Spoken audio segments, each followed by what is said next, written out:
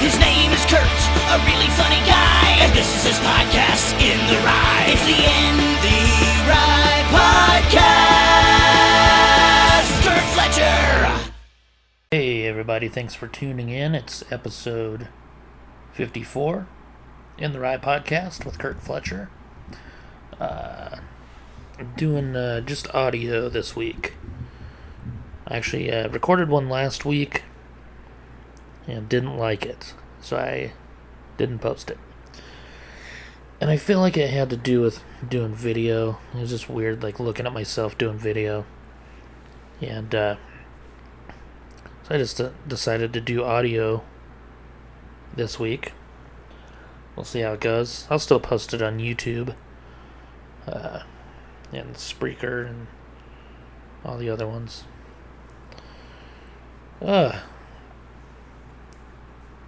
Yeah, it's Wednesday night. It's pretty late.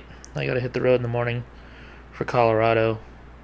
Had a show tonight at it's like a little brewery in Old Town, Albuquerque. And it was a really good show. Like, really good. And like, applause breaks like crazy. Like, I don't know, for some reason when I walked in I was not expecting it to be a great show. And then, the first half of the show wasn't that great. Like, the crowd wasn't there for comedy. So, like, half the people weren't even paying attention. They had their backs turned to the comics. And, just a lot of talking going on. And so, I don't know, by the time I got up there, it was fine. It was, those people who weren't there for the show ended up leaving, and then the people who wanted to see the show, they all stuck around, and it was a really good crowd. And so that was cool. It's a nice little confidence boost for my upcoming trip that I'm doing. So I'm co-headlining at Looney's in Colorado Springs this weekend, and I always get pretty nervous when I'm headlining a gig like that, or even co-headlining. I rarely get nervous when I feature anymore, just because I've done so many 20 to 30 minute sets in my life. Just doesn't even, really faze me anymore. But headlining at an actual club is a lot different. And last time I co-headlined there was I want to say in 2020, and I was so nervous I couldn't even write my set list down on a piece of paper. So that was fun. It ended up being being some good shows. So that was nice. I just want to start the podcast by talking about Jeff Jones. Jeff Jones passed away last week. And if you didn't know Jeff, he was the owner of the Looney Bin comedy clubs. There's 4 clubs now: Little Rock, Oklahoma City, Tulsa, and Wichita. And Jeff's been the owner of the Looney Bins for several years. He started out in Kansas City at Stanford's, and then started doing the Looney Bins. And I met Jeff for the first time in 2007 when he first started booking me. Like, I was just hosting back then, and I think I got in through my buddy Jason Russell. I worked with Jason at Laughs in Albuquerque a few times, and one of the times he was heading to Little Rock the week after, so I asked him if he would take my tape with. Because back then you had to send actual tapes. So I had a VHS tape. It was like a 15-minute set that I recorded at Laughs in Albuquerque, and had had Jason take it with to Little Rock, and then so I emailed Jeff and told him that Jason was going to bring my tape and everything, and then I waited a few months and I emailed him to see if he had watched the video, and he did. So he started booking me, and the first week was May of 2007 in Wichita, and I was working with Gabe Rutledge was the headliner, and I had known Gabe from when he came to Laughs in Albuquerque, so I'd seen him quite a few times. And then the middle act was Jason Brown from Tulsa. I had never met Jason, but we hit it off right away. Like right when I got to the condo, he was already there, and we went out back and we were just chatting, and just a great dude. I think we bonded over Stratomatic baseball. Him and I both played Stratomatic baseball growing up. If you don't know what Stratomatic baseball is, then you had a shitty childhood, or you don't like baseball. It was like this really cool. It was like a card game. Like you would order it every year, and it was based on the previous baseball season. So we would have 5 or 6 of our friends. We'd all start a league, and every year we would draft who we wanted, and they would send a card of every single baseball player that played the previous year. So, it was very detailed. Also, it was that was what was that. That's what made it cool, I think. That's what I'm trying to say. Because each player card had, how, for example, if Mark McGwire wasn't good against right-handed pitchers, that would be on his card. But if he was good against lefties, so you had one side of the card was against lefties, one was against righties, and it had that for every single player. And then, I don't know, just the detail they put into this game was really cool. And so we would each draft 2 teams, and we would make a schedule, and just all summer we'd play as often as we could, and we had a lot of other shit going on too. But I don't know, it was a fun game. My old neighbor taught it to me. So I remember going to his house, and I'd see baseball score sheets, and it would say the Dodgers, but it didn't have the players that were on the Dodgers. So I was like, what is this? And he told me all about it. He showed me the game, showed me how to play it. I was in 4th grade at the time, so that's when I learned how to do all that stuff. Play Stratomatic baseball and keep stats and stuff. And that was pretty cool. Anyways, Jason played Stratomatic growing up too, so over the years, we became really good friends, and he even had some of his old Stratomatic cards, so we even put together a little league. It was just me and him, but we'd play Stratomatic, or as my friend Dave Ashley would call it, nerd baseball. Because we'd play it at the condo and stuff like that. So yeah, actually, I got to meet Jeff that week. So at the Looney Bins, he always puts you up in a house. They own a house in each city, and that's where you stay for the week with the comics you're working with. And so Wichita was, excuse me. So yeah, it was me and Jason Brown and Gabe Rutledge all staying there, and then Jeff came on, I believe, his Friday night, maybe Saturday night, and he was staying in the condo with us. So he had his own room in each of the condos as well, so that he can come to the comedy clubs and check it out and stuff, and if anything needed fixing or whatever, he'd be there. So that first week he came, and I didn't know anything about him at all. I had heard that he was kind of a quiet guy, and that's pretty much all I knew about him. And the night he stayed the night was was really funny because Jason Brown had brought his Guitar Hero game with him. The Guitar Hero was really popular at the time, and so he brought Guitar Hero, and so Jeff's sitting there doing paperwork or something on the couch, and me and Jason and Gabe are all playing Guitar Hero. I think me and Gabe had never played it before, and Jason was pretty good at it. And so the manager of the club in Wichita at the time was this guy named Mark Payne. And Mark Payne is a character. His voice sounded like the drill sergeant from Full Metal Jacket.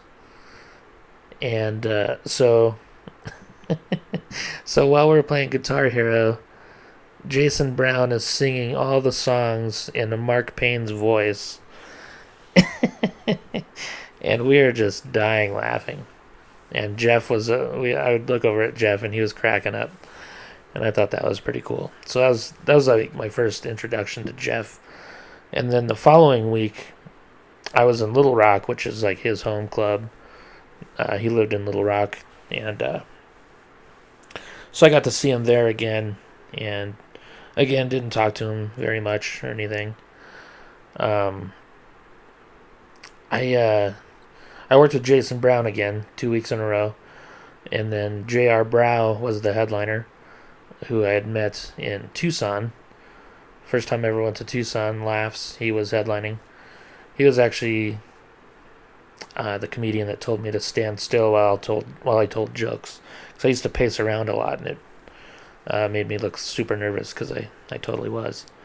But he, right before the last show started in Tucson, he came up to me and he said, I want you to do this show like standing completely still. And I was like, okay.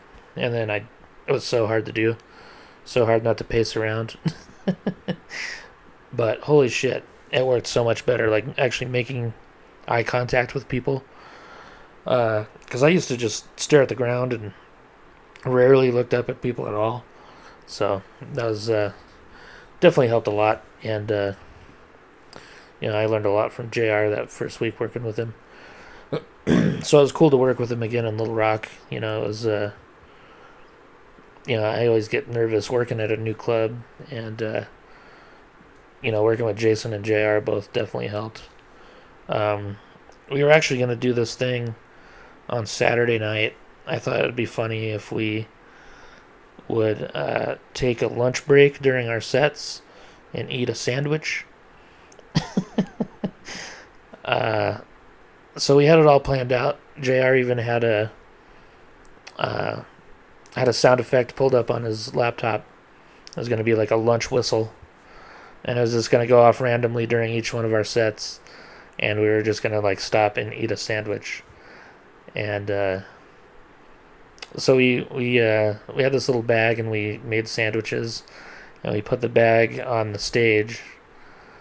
And but when we got to the club Saturday night, it was like insanely busy, and we didn't get a chance to do it because JR needed to plug the laptop into the soundboard, and the club was just so busy that night we didn't get a chance to. So I thought that would have been pretty funny, and it didn't happen. But anyways, so I got to know Jeff over the years really well. He booked me every year for all the clubs. Eventually bumped me up to feature act a couple years after hosting, and then once he got to know me a little better, he used to start fucking with me a little bit, and I think he knew that I was really shy too, so he would start conversations with me and stuff, and then once we got to know each other more, he would start messing with me. Like anytime I'd go to Little Rock, Little Rock crowds are a little slow, and he always pointed that out to me. He always liked watching me perform there because it always took the crowd a little while to get the jokes. And so the last time I saw him was earlier this year. Yeah, it was January this year. And I'd just gotten off stage, and I go in the office, and Jeff's in there, and he goes, he's like, yeah, I walked in the club tonight, and noticed there was no laughter at all, so I knew Curt was on stage. And then he smiled and shook my hand and asked how I was doing and everything. But he used to do stuff like that to me all the time. And I was totally fine with it. But he was just always cool to talk business to as well, you know? Like, because I always liked the business side of comedy too. And I actually worked at the Tulsa Looney Bin as the door guy when I lived in Tulsa. When I wasn't on the road, I would go in and, you know, work the door or work the sound booth or whatever. So yeah, it's the Looney Bin family, you know, has been really good to me over the years, and just really sad that he passed away. Just you know, he's only 58, and yeah, it's really tough. You know, he's just one of the better guys in the business. It's been cool reading all the stories on Facebook and stuff, the comics talking about Jeff, and you know, a lot of them have the same thing to say about him. So he was just really well respected in the business, and definitely gonna miss him for sure. It's not gonna be the same going to the Looney Bins, you know. But I'm sure there'll be other people there to talk shit in a nice way. And yeah, speaking of comedy clubs, we got a new one coming to Albuquerque. We actually me and some of the other comics in town got to go and have a comedy draft. So they picked out some headliners for opening weekend, and we all got a draft who our opening acts are going to be for the nights that we're headlining. So we got to go to the club and hang out and check it out and stuff, and it's really cool. Little club downtown. It's going to seat about 40 people, and it's cool. It's cool. I'm excited to see. You know, they hadn't built the stage yet when we had done the draft, but they've got pretty much everything else was in there. You know, they still had a few things to finish, but. The green room's really cool, you know, especially for a little 40-seat comedy club. You know, the green room is, it's actually, it's better than the one that Laughs had in Albuquerque. Green room we had at Laughs was just basically a storage unit. You know, they just put like old dishes and shit back there. There was a couch back there, so you could sit back there, but it wasn't anything special, you know. But yeah, so Dry Heat Comedy Club was open on June 23rd through the 26th as the opening weekend. I am headlining on Sunday, June 26th, the 8:30 show, and got a really cool lineup of people. I don't know if I'm going to be able to memorize them off the top of my head. I think I've got a list here.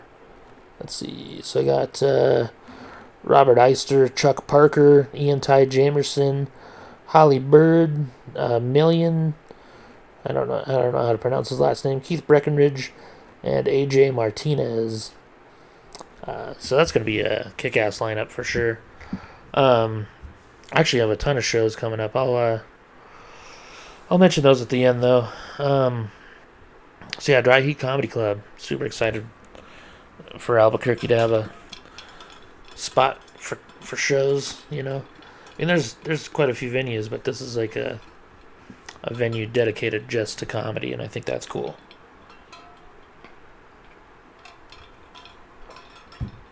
All right. So yeah, I was able to watch the George Carlin documentary on HBO. If you haven't seen that, start a free trial with HBO or something. It's really good. It's a little over 3.5 hours, but totally worth it. Like I knew a lot of George's story just because I read his book. But that was 10 plus years ago. But it's cool to see footage of him, as the years went on, and just like the changes he made over time, and I don't know, this is cool to watch. Like, it gave me goosebumps again. Like, so I remember when I got to see him live in when was that? 2002, I think it was. I know it's February 2002 at Casino Hollywood, just outside of Albuquerque, and right when he walked out on stage, I got goosebumps. I was like, I don't know, just one of the coolest moments of my life. And I actually got to perform on that same stage almost exactly 10 years to the date. It was February 2012. Like, the same stage. Way less people, obviously.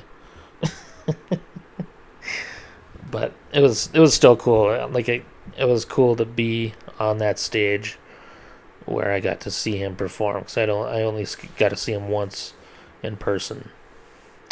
So that was really cool. And I also his opening act was Dennis Blair, and I thought Dennis was great. And I actually got to work with Dennis in Fort Wayne, Indiana in 2010. So after George passed away, Dennis started doing more headline gigs, and I was lucky enough to work with him one weekend, and I wanted to ask him so many questions about working with George, and I didn't, because I didn't want to be annoying, but we ended up doing a radio interview, and that guy asked him a few questions about it, so that was cool. So I eventually got to hear some stories. And then Dennis actually wrote a book that came out, I want to say, a little over a year ago, called Touring with Legends. And I read the book like in the first couple days that I had it, and really cool book. Dennis is a really funny guy. It's super nice too, but he started out touring with Rodney Dangerfield, so like, the first part of the book's talking about touring with Rodney and writing Easy Money and stuff like that, and that was cool. They ended up having a falling out, which sucked, but Dennis ended up touring with George Carlin for about 20 years or so it worked out for him. And it was cool to hear, his stories about George as well. I wish he would have been on the documentary. That would have been cool. But, they had his daughter on there and stuff, and it was cool to see, hear her talk about George as a father, and then Dennis, he got to write about how George was as like a friend on the road and stuff, and I don't know, just seemed like a really cool guy. He didn't have a lot of comedian friends, but I don't know, seemed like a cool guy. And they had his brother Patrick on the documentary too, and he passed away not too long ago, actually. One of my Facebook friends was friends with him, and he posted something about it. I want to say a little over a month ago, maybe. So that was sad. Rest in peace, Patrick. Yeah, great documentary. If you haven't seen it, go check it out. I also watched Richard Pryor documentary this week. I didn't even know that it existed until I was just kind of flipping through things on, I think it was on Paramount Plus, maybe. And I want to say it was just called I Am Richard Pryor. I could be wrong, though. I should have wrote that down, maybe. yeah, that was a cool documentary too. Not quite as long, probably about an hour and a half or so. And I always liked Richard Pryor as an actor, and when I was younger, I didn't even know he was a stand-up comedian until I got older. And two of my favorite movies growing up were The Toy and Moving. And I don't know, me and my brother and sister would always watch those movies. And then so those are how I knew Richard Pryor. Like, I just always thought he was an actor, and then once I got older, I found out he's a comedian as well. So it's cool to see the documentary, and like, 'cause I didn't know a whole lot about him. Yeah, I knew he grew up in Peoria and all that. And actually, when I worked in Peoria in December, I went and took a picture of the statue of Richard Pryor. I was not too far from the hotel I was at, and it was kind of funny because so it was like 5 in the morning, and I had to pee really bad, but I wanted to take a picture of the statue before I went back to my hotel, and I wanted to take a video.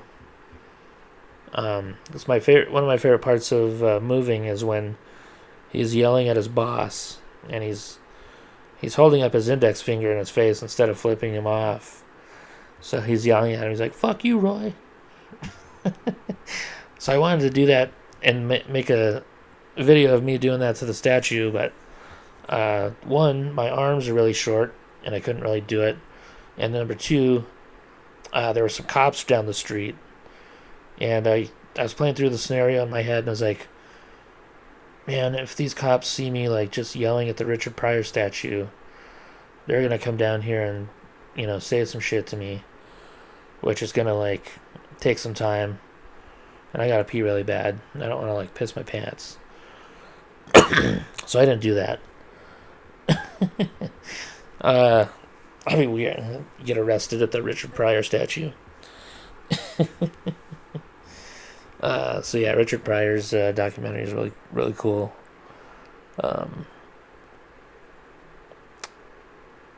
And yeah. Oh man, I've been watching some specials on Netflix.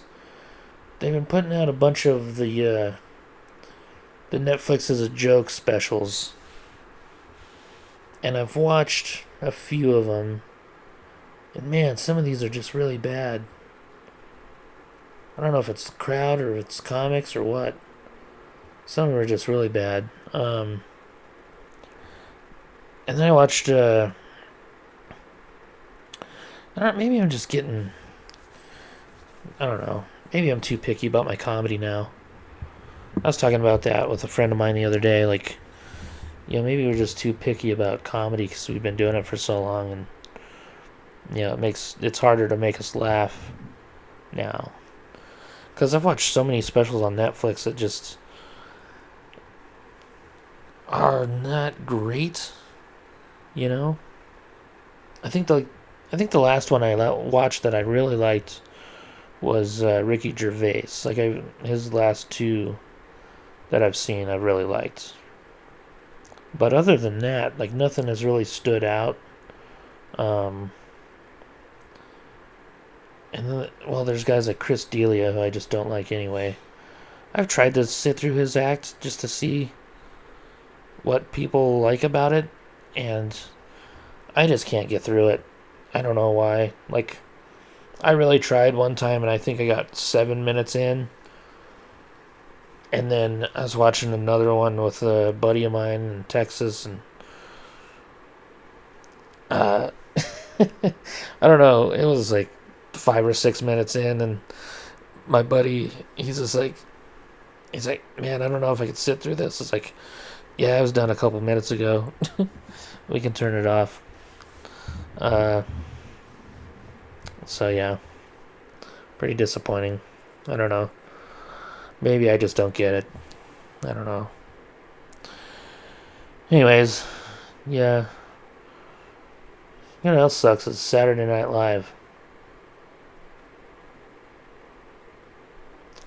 does anyone here listening to this, do you guys watch Saturday Night Live? And do you enjoy it anymore? I actually sent a writing packet to them in 2020. Usually I'm really lazy about shit like that, and I decided I was going to do it. I knew I wasn't going to get hired or anything, but I just wanted to do it. And I did it. So I started watching a bunch of the episodes from the year before. So when you send in a packet, you're supposed to write 5 or 6 sketches or whatever, and then you pick who you want to play each character in your sketches that you write. So I didn't really know many of the people on there because I hadn't really watched it in a while. And I don't think I watched the full season, but I watched quite a few episodes. And man, it seems like it's really gone downhill. There just aren't very many likable characters or original characters like they used to have. And man, again, I sound like, I don't know. Maybe I shouldn't bitch so much. Yeah, the only part I really enjoy though is the weekend update, because they actually have jokes, and I think the joke writing on there is awesome. And I love when Michael Che writes jokes for Colin, and Colin writes jokes for him. Che always makes Colin look super racist, which is funny. So you don't read the jokes until they go on the air, so I think that's awesome. And I want SNL to be good, because I've been watching that since I was a kid. And I don't know, it's just been disappointing. And then I don't know, I watch it all the time still though. Just to see, well, maybe it got better this week. But usually not. I don't know. And again, maybe I just miss the old school people. I still haven't watched Norm's special yet. Has anyone watched that? I've heard some people seem like they didn't like it for whatever reason, but I mean, the dude was sick and he recorded it at his house, so I don't know. I haven't watched it, so I shouldn't talk about it yet. But I do want to watch it this week sometime, if I get a chance. So yeah, I'm getting tired. I gotta hit the road in the morning too. So I don't want to do too long on here. I do want to promote some shows though. So June 16th, I'm doing a set at Looney's in Colorado Springs. They're doing a show called I want to say it's called The Dark Hour, and it's gonna be just all dark material, just the most offensive and crazy shit. So I get to be a part of that, which I'm super excited about. So I'm gonna do 8 minutes, and I'm super excited for that show. And then after that show, I'm doing a house party, I think, of some sort. And then the 17th and 18th, I'll be at Looney's co-headlining with Heath Arthur. And, man, I hope his real name is Heathcliff. I'm going to ask him this week. His name is Heathcliff Arthur. Even if it's not, I'm going to call him that.